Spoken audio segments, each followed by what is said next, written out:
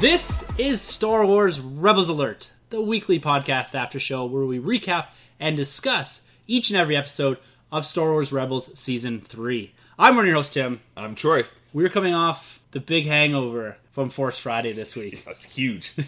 And we're here to discuss Episode 2 of Season 3 of Rebels, titled Holocrons of Fate. If you'd like to hear about our experiences from Force Friday, make sure to tune in this Thursday to our other podcast, The Nerd Room, on the same feed you're listening to right now. We're going to break down our highs and lows from the day. And there were some real lows of the day. And also discuss a lot about the merchandise and action figures that we're lucky enough to get our hands on. Yeah. The hype, the thrill, the payoff. Yes. Yeah. The payoff is big here. Yeah. We had a good day after a little bit of a low. But yeah, make sure to tune in on Thursday. Excited to be back here discussing Star Wars Rebels. Thank you guys very much for those that listened and the feedback that we got. So we're looking forward to, again, building more of this community around Star Wars Rebels. And they're giving us a lot of good content to talk about here. Oh my god, is there ever so much? Yeah, I often forget that these are only half-an-hour episodes. Yeah. But there's so much packed into these episodes. Right. You think, they're only going to get small portions of the narrative out there, where this is a huge episode, and we're only 2 episodes in. Yeah. So far, no fillers. Yes. So far. Yeah. So we discussed the 1-hour season premiere last week.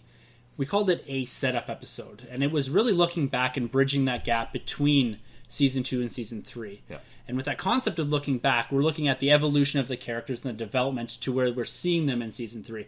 And I feel this episode has done a complete 180 and is now looking forward. Yes. And seeding at least one major subplot that I think is going to be weaved through the majority of this season.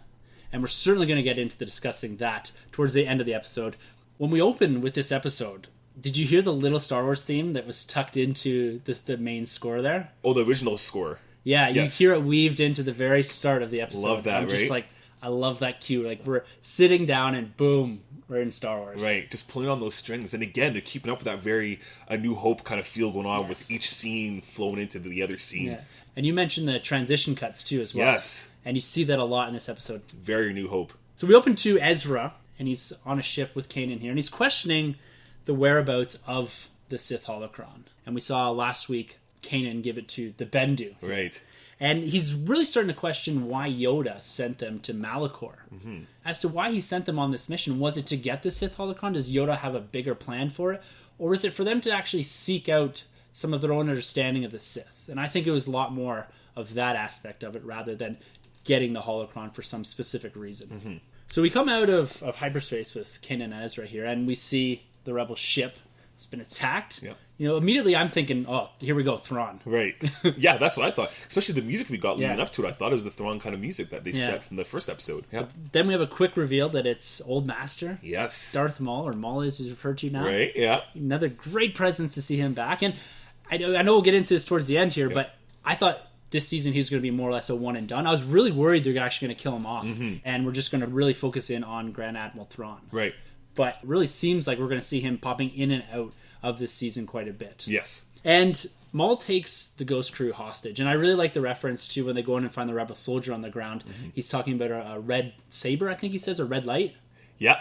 Yeah. And and they're immediately thinking Inquisitors. Oh man, Inquisitors back, because we've only seen 4 Inquisitors out of the 7. Yeah, I think there's the 8th sister. The 8th sister, right? Yeah, and then the Grand Inquisitor. From the first season. Yeah, yeah. So we're thinking, maybe we're gonna get more Inquisitors, Exactly. and then it's immediately revealed, nope, it's Maul. They're not wasting any time, and again, no filler going on here. I like when Maul lights up that single lightsaber too. It's a cool look. Yeah, it's got the big long lightsaber. Yes.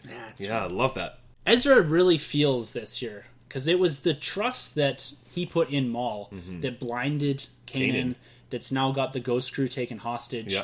And a little dismantled, too. Yeah, exactly. Yeah. And he's feeling that burden still, that guilt. Mm-hmm. And we see that as we go through this episode.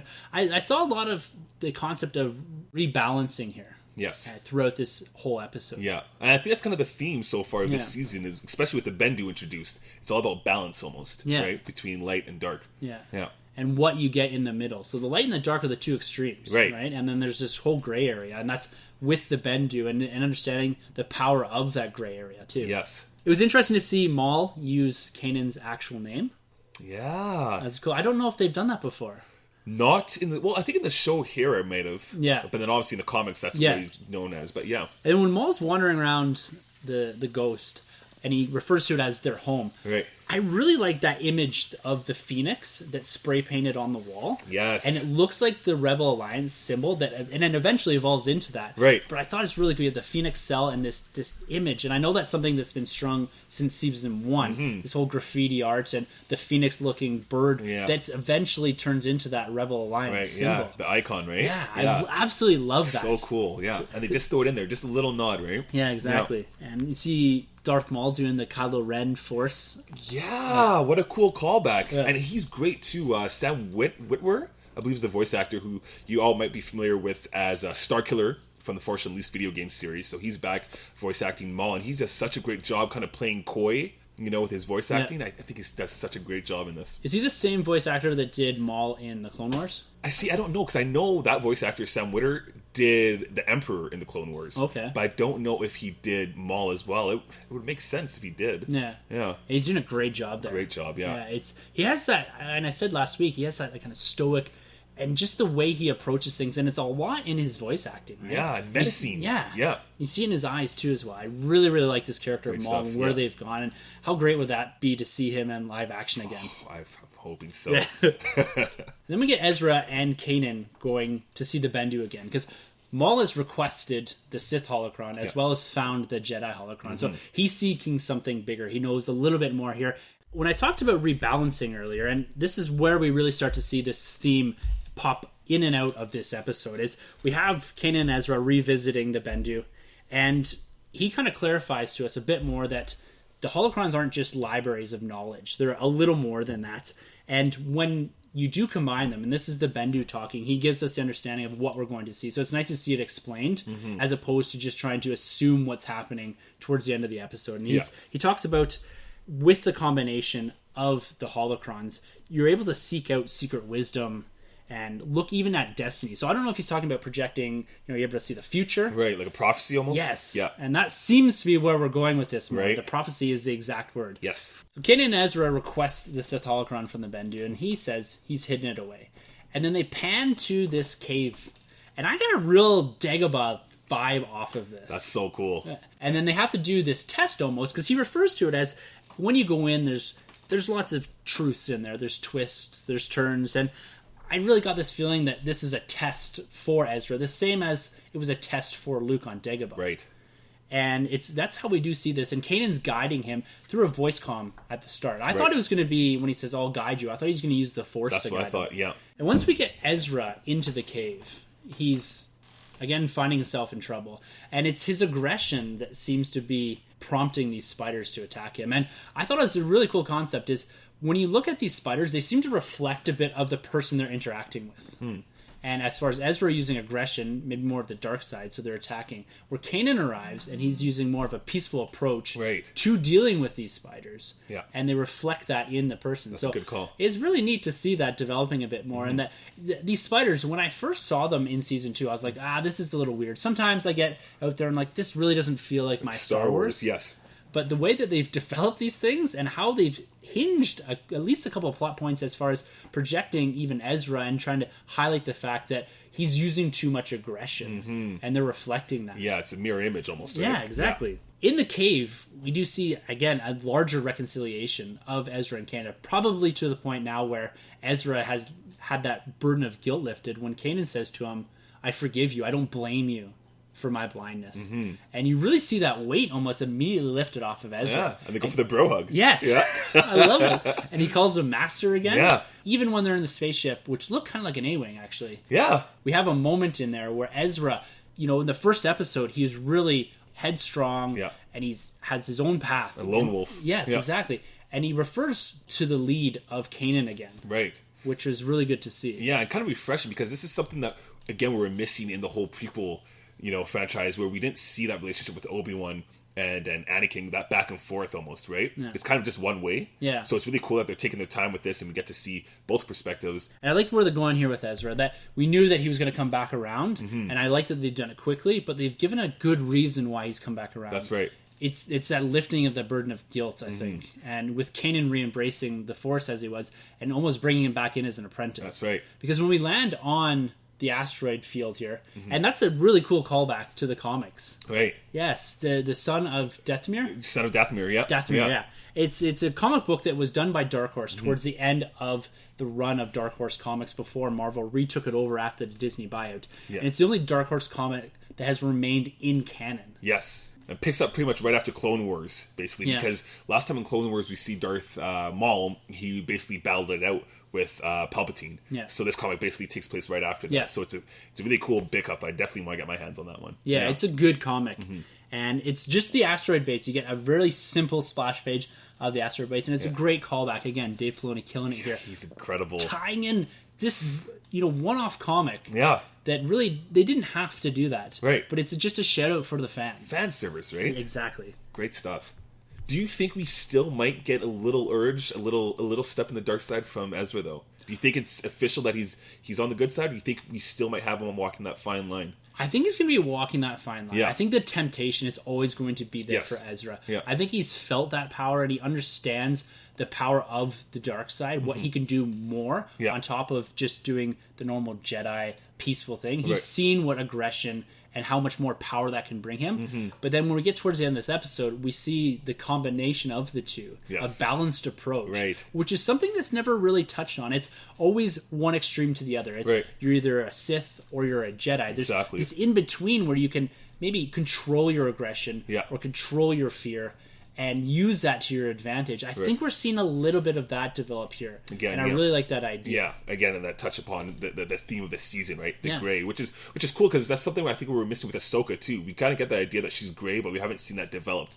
This season, we're kind of seeing that approach of the Bendu, the middle, right? Yeah, that's a good call. Ahsoka really is kind of balanced in the middle there. Yes, right, yeah, because she left the Jedi Order much like Anakin, but not the dark side path, the gray, right? So when the Bendu referred to the idea that the holocron, the Sith holocron, and combining the two, there's a lot of power there. You're not. I was getting with great power comes great responsibility. My man, Spider-Man callback. I was like, are they going to drop this in here? So a lot of this season, at least so far, hasn't really focused on the other Ghost Crew members. They've been really side characters to Ezra, Kanan, introducing Thrawn and Maul now. That's right. And we do see a little action sequence here with Maul versus the Ghost Crew, and they get handily defeated. Yeah. It's a nice try, though, with the whole, I think his legs is a droid. Yeah. Right? So they try magnetizing that. It's a nice try. Yeah, it's a nice throwback to what's happened in the past as far as his getting leg cut off. And then, like I just said before, I hadn't watched a lot of the Clone Wars, but I've seen a couple of the episodes where he's got the big mechanical legs. Yeah. Looks kind of goofy. But yeah, it is. And that's a good thing they've been doing so far since the end of Season 2 is that I think we're getting a better Maul, because I found the Clone Wars, he's kind of a mess. It's cool that they brought him back, but he's a little messy. Here he's pretty cleaned up, and he has, the right approach to what he wants to do, Once we get Kanan and Ezra beginning to interact back with Maul here, they've acquired the Sith holocron. Maul takes Kanan and attempts to kill him. Yeah. Shoves him out into the vacuum of space. Yeah. What did you think of that scene? Well, it was... Yeah, that was in the preview. Yeah. So I kind of knew it was coming. Mm-hmm. But at first I thought he was taking Kanan to do the Sith holocron and Jedi holocron combining. Right. But we know that it was Ezra and Maul that eventually do that. Yeah. And it's interesting because from the trailer, I thought that Ezra is more of a willing participant in it. Right. And with this, he's more or less doing it because his friends are being held hostage against his own will. Yeah. But he still has that little urge, and I think talking about that fine line that you spoke of is he doesn't outright refuse to do anything. He's willing to go deep and understand what he could see from the combination of the holocrons here. That's right. And the episode really picks up here at this point. It gets really intense. Oh, yeah.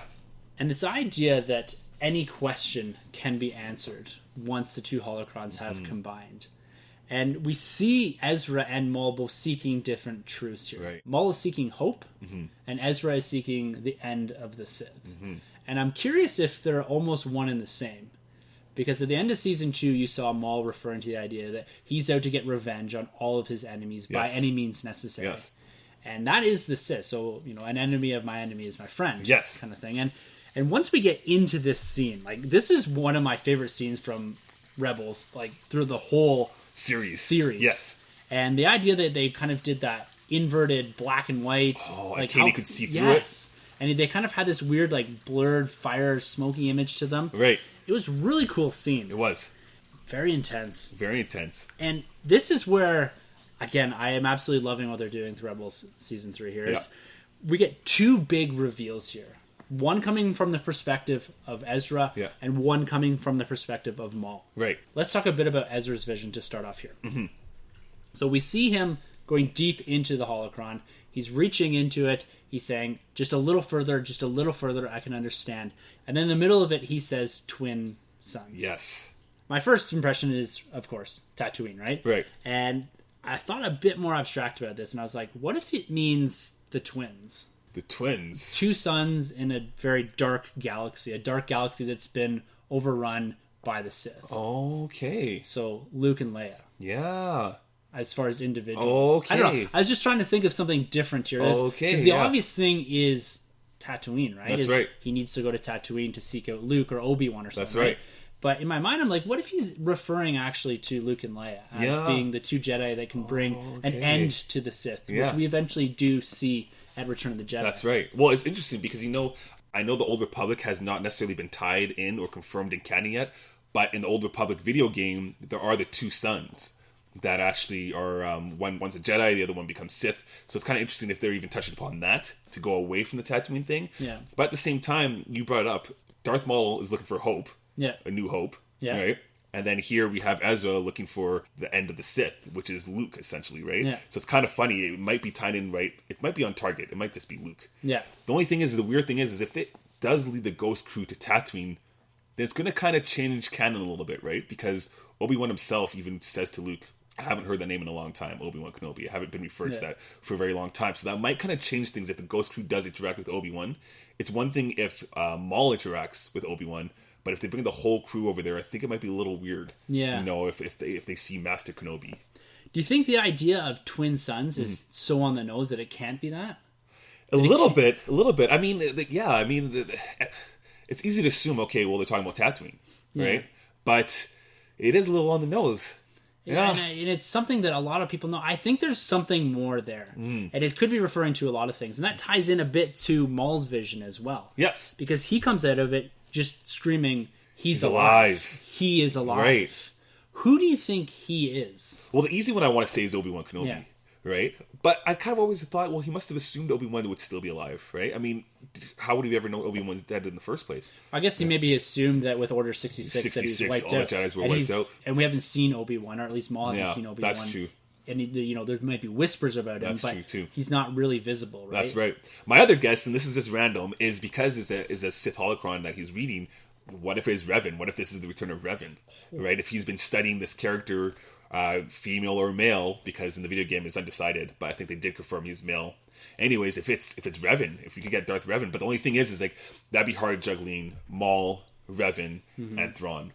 So I think the easy one to say is Obi-Wan. How about you? Yeah, I my first thought, was Obi-Wan. Yeah. That's the obvious one. And, if this is leading to some sort of final showdown, right, or he thinks he needs Obi-Wan to defeat the Sith. Okay. So looking maybe at a team-up of some sort. And Obi-Wan would be pretty old. I mean, this is pretty much a year or two maybe away from A New Hope. Yeah. Right? So this wouldn't be the Obi-Wan we've seen in the journal comics of Star Wars. Yes, exactly. Right?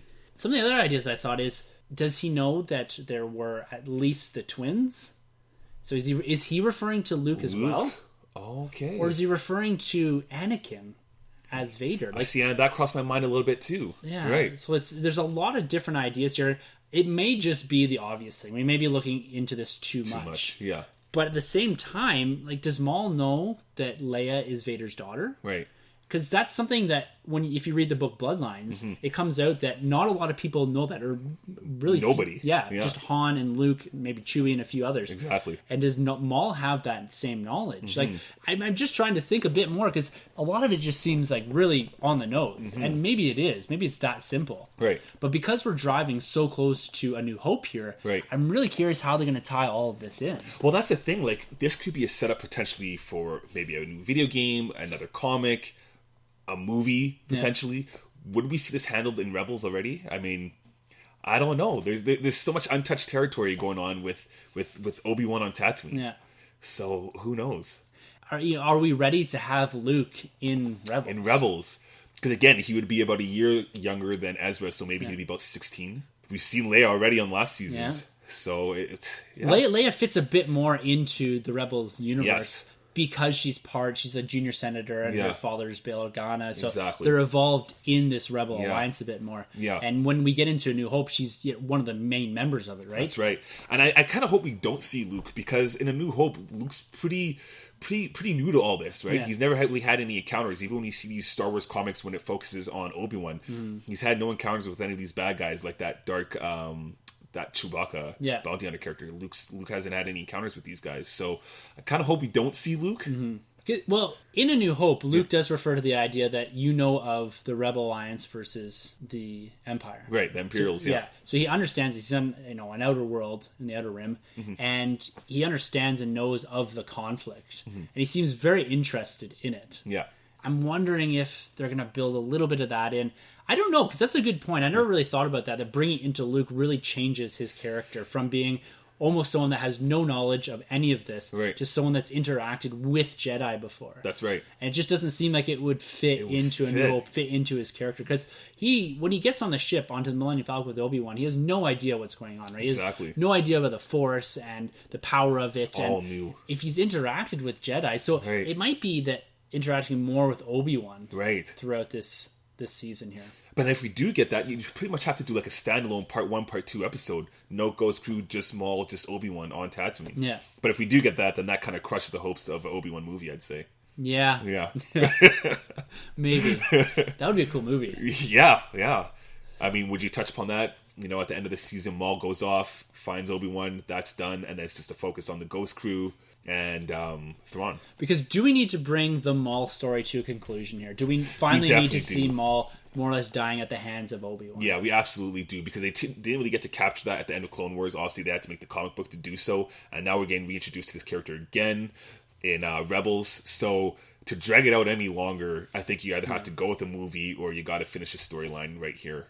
And I think you could probably do a Maul versus Obi-Wan with Ezra and Kanan at something in there. I think that's probably how it's going to boil down to at the end of this season, is that we're going to have a final showdown there where we finally see Obi-Wan come back and finally finish off Maul here. Yeah, because Obi-Wan, we did see a bit of him in Rebels Season 1 as like... not a holocron, a hologram. Yeah. Right? But again, it'd just be kind of interesting because Obi-Wan would be so old, and we saw him fight Vader in Episode 4.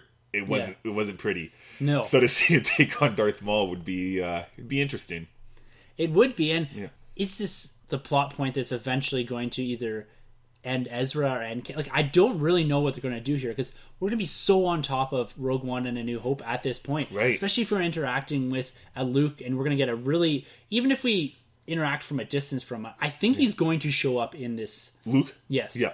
In this season. And it may be some weird interaction they have. That just like piloting the ship or something. Or there's no direct interaction between Ezra and Kanan. It's Obi-Wan showing him, this is the Chosen One, or the Chosen One's son, or whatever you want to call him. Right. And, we're meant to stay back from him. We're meant to keep him hidden from Vader. If you guys go after him or talk to him or whatever, Vader's going to get the instinct, and it gets this idea, or whether it's an Inquisitor or Maul or whomever, is going to get this idea that this kid is something else. Speaking of that, do you think we will see Vader again in this season? I think so. Yeah, they'll sprinkle him in there? Yeah, I think so. And I think we're going to revisit a lot of the concepts of Season 2, particularly with Vader, and coming back to maybe Ahsoka and a few of the other characters in there as well. I don't think we can stay away from Vader, particularly in this time frame. Rogue One's not doing it. I don't think Rebels can.